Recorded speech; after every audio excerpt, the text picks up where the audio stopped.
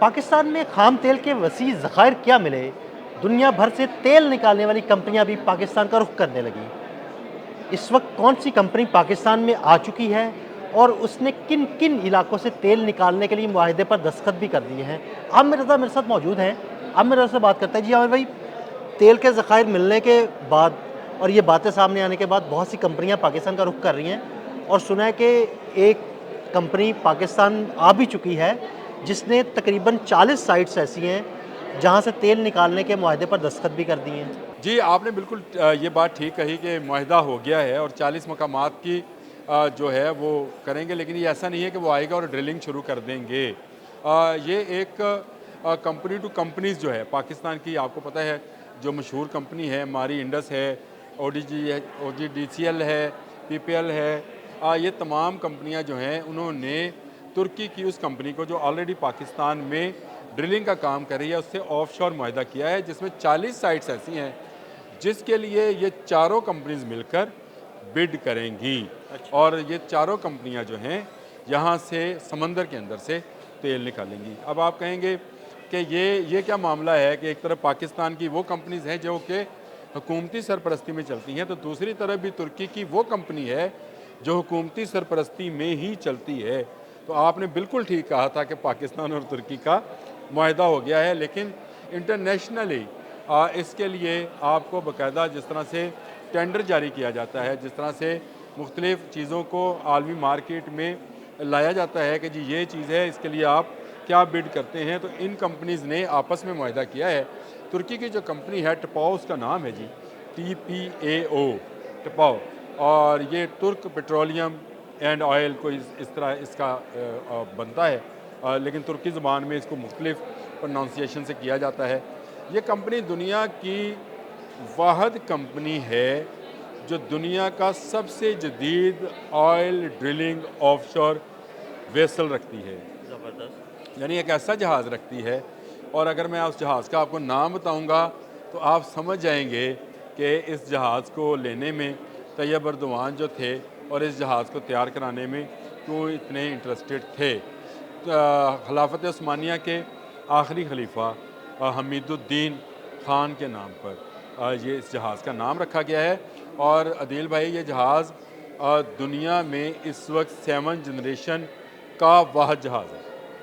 7 generation के करीब आने वाले जहाज़ों में अमेरिकन 3 कंपनीज़ के जहाज़ ज़रूर मौजूद हैं। टोटल 5 जहाज़ हैं, एक ब्राज़ीलियन जहाज़ है, लेकिन वो भी इससे जदीद नहीं है, ये ज़्यादा जदीद जहाज़ है और ये 12,000 फुट तक ड्रिलिंग कर सकता है। और आप इसको इस तरह से समझिए कि 12,000 फुट जो मारियाना ट्रंच है उसकी गहराई 12,000 फुट है, ये उससे भी नीचे जाकर डीप जाकर ड्रिलिंग कर सकता है। और इसके साथ साथ अभी 3 वेसल्स मज़ीद जो हैं तुर्कियों ने तैयार कराए हैं, जिसमें ऐसे सेस्मिक रडार मौजूद हैं जो ज़ेरे समंदर आयल मौजूद होने की निशानदही करते हैं और फिर सही जगह पर ड्रिलिंग कराते हैं। ये बड़ा ज़रूरी है कि ड्रिलिंग आप जिस जगह से कर रहे हैं वहाँ पर आपको ऑयल या गैस मिले भी। ये कंपनी 1988 में पहली मरतबा पाकिस्तान आई थी और पाकिस्तान में मुख्तलिफ जगहों पर इसने ड्रिल्स की थी, लेकिन ये ऑन शोर थी, यानी ज़मीन के ऊपर थी।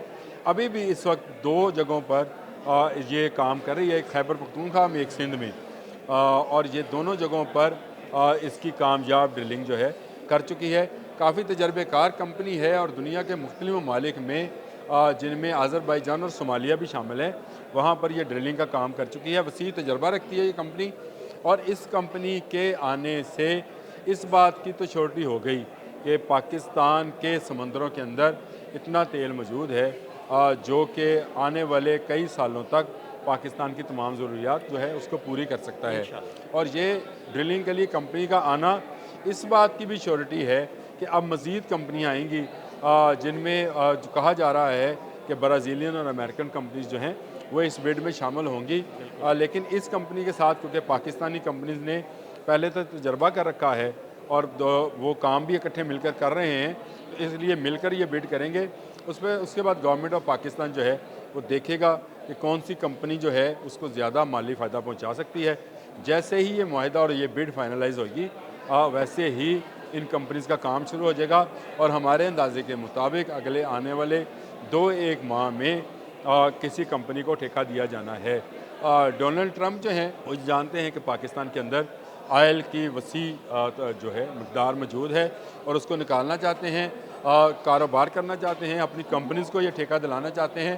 लेकिन तुर्क कंपनी के आने से अदील साहब ये फ़ायदा होगा कि जिस तरह की लूट मार मिडल ईस्ट में करता है अमेरिका या अमेरिकन कंपनियां, अब यहाँ नहीं कर पाएंगी। बिल्कुल एक कंपटीशन बन जाएगा और उनका कंपटीटर जो है ना वो यहाँ पे पहले से मौजूद है, तो सूरत ज़रा मुख्तलिफ होगी। जी, इस वक्त दुनिया में जो टपाओ है, ये जो तुर्क कंपनी है पेट्रोलियम एंड ऑयल की, ये पहले से बहुत सारे ममालिक में अमेरिका को, ना सिर्फ अमेरिका को बल्कि बहुत सारे ममालिक को जो ये काम करते हैं ड्रिलिंग का और सकिंग का, जो तेल निकालने का काम करते हैं, उनको टफ़ टाइम दे रही है। और अब ये कंपनी जो है फैल कर जो है मिडल ईस्ट तक भी जाना चाह रही है और वहाँ पर जो नई खुदाइयाँ हैं उनमें ये बिड कर रही है।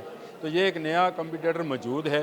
इसकी मौजूदगी में बाकी कंपनीज आएँ, जो जहाँ जिस रेशो से ज़्यादा मुनाफा पाकिस्तान को देगा उसको ये दे दिया जाएगा, क्योंकि पाकिस्तान में जो आयल मौजूद है वो बहुत आला क्वालिटी का है और उसके आयल की मौजूदगी का होना जो है पाकिस्तानी के लिए मैं समझता हूँ कि एक नेमत है।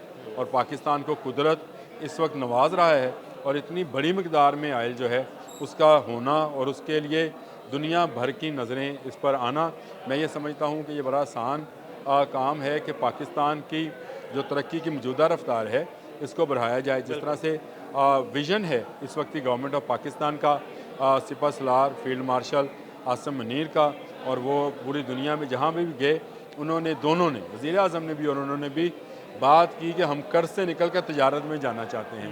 तो अगर ये काम हम कर लें तो मेरा ख्याल है कि जिस तरह से अमेरिका ने हमें 10% जो उन्होंने रियायत दी है टैक्स में, टैरिफ में, उसका फ़ायदा हम उठा सकते हैं और हम दुनिया में अब सर उठाकर ये बात कर सकते हैं कि पाकिस्तान किसी से कर्ज नहीं लेगा। पाकिस्तान से जो आयल निकलेगा वो पाकिस्तानियों की ही फलाह व बहबूद पर खर्च होगा। ये ठीक है कि इस वक्त दुनिया जो है वो पाकिस्तान को एक बड़ा मुल्क तस्लीम करने को तैयार हो गया है, पाकिस्तान को एक ताकतवर और एटमी ताकत तस्लीम करने को तैयार हो गया है। भारतीयों की जो मिर्चें लगी हैं, अगर आप देखना चाहते हैं तो वो आप उनकी वेबसाइट्स पे, उनके चैनल्स पे और जहाँ जहाँ आपको जैसे अवेलेबल हो जाएं ज़रूर देखें। जिस तरह से वो चीखो पुकार कर रहे हैं पाकिस्तान के आयल पर और डोनाल्ड ट्रंप के बयानात पर, और दुनिया की बड़ी कंपनीज़ की तरफ से इस बात का इशारा देने पर कि वो पाकिस्तान में ड्रिलिंग को तैयार हैं। इसमें दो एक चीज़ें ज़रूर हैं। एक तो बलूचिस्तान के साथ साथ सिक्योरिटी का ज़रा सा मसला हो सकता है। तो मेरा ख्याल है गवर्नमेंट ऑफ पाकिस्तान और हमारी आर्मी ये बिल्कुल एक पेज पर हैं इस वक्त, और आहिस्ता आहिस्ता फितनान हिंदुस्तान को वहाँ से उखाड़ा जा रहा है। और जैसे जैसे इनको उखाड़ा जाएगा वैसे वैसे इन कंपनीज़ को मुख्तलिफ़ साइट्स के ऊपर जो है ठेके दिए जाएंगे और वहाँ से आयल निकलना शुरू हो जाएगा। बड़ी अचीवमेंट है। बड़े पैमाने पर ऑयल और गैस के ज़खायर पाकिस्तान के अंदर मौजूद हैं। तवानाई का ही हमें बहरान रहता है और तवानाई के लिए हम पूरी दुनिया से आयल, अदील साहब पिछले साल हमने 11-11.5 अरब डॉलर का ऑयल जो है बाहर से इंपोर्ट किया है। तो मुझे बताएं, अगर यही बच जाए तो पाकिस्तान के तो सारे कर्जे उतर जाते हैं। तो ये बड़ी बात है कि पाकिस्तान के पास इतने बड़े ज़खायर मौजूद हैं जिनको निकालने के लिए अब कंपनीज आना शुरू हो गई हैं। तुर्क कंपनी का मैंने आपको बता दिया कि उन्होंने पाकिस्तान की 3 कंपनीज के साथ मिलकर जो है उन्होंने एक कंसोर्शियम सा बना लिया है ताकि वो इन 40 साइट्स पे जो समंदर में मौजूद हैं, जिनको इंडस साइट्स कहा जाता है, उसको मैंने नाम भी आपको अगर याद हो तो बताया था। मैंने आपको कहा UWYZ, ये 4 साइट्स हैं और इनमें 40 पॉइंट्स हैं जहाँ पर ड्रिलिंग होनी है और वहाँ से ऑयल एक्सट्रैक्ट करके दुनिया भर में भेजा जाना है। बड़ी खुशाइन बात है, मैं तो बहुत खुश हूँ। जी बिल्कुल आमिर भाई, आप भी खुश हैं तो मैं भी खुश हूँ। तुर्क कंपनी पाकिस्तान में आ चुकी है और इंशाल्लाह बहुत जल्द तेल निकालने का काम भी शुरू हो जाएगा। अदील अहमद और आमिर रज़ा को इजाज़त दीजिएगा। अल्लाह हाफ़िज़।